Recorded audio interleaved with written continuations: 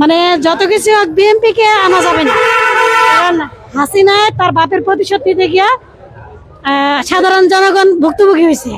এখন তারেকের যে মানে অবস্থা করছে, তারেক তার চেয়ে ডবল করবে। কেন এটা আপনার মনে হয়? হ্যাঁ, এটাই হবে। তাই? হ্যাঁ, এর জন্য তারেকও আসা যাবে না, অন্য কোনো ধরনের জামাত। আপনি জামাত আসলে তো মানে এরকম বড় জামাত বলতে ইনসাফ, যারা ইনসাফ নিয়ে দেশ কায়েম করবে। আপনি কি মনে করেন শুধু জামাতেই ইনসাফ প্রতিষ্ঠা করতে পারবে, অন্য কোনো দল পারবে না? হ্যাঁ, তারা কোরআন হাদিস পড়ছে, এর জন্য যারা আল্লাহকে ভয় পায় তারাই এটা করবে। যারা তারাও তো কোরআন মুসলমান, তারাও তো কোরআন হাদিস পড়ে। না, যারা পড়ছে তারাই করবে, যারা পড়ে নাই তারা এটা করবে না, কারণ আল্লাহকে যারা ভয় পায় তারা এগুলি করে। তাই? হ্যাঁ, যারা ভয় পায় না তারা এটা করবে না। এটা আপনার কাছে মনে হয়? হ্যাঁ।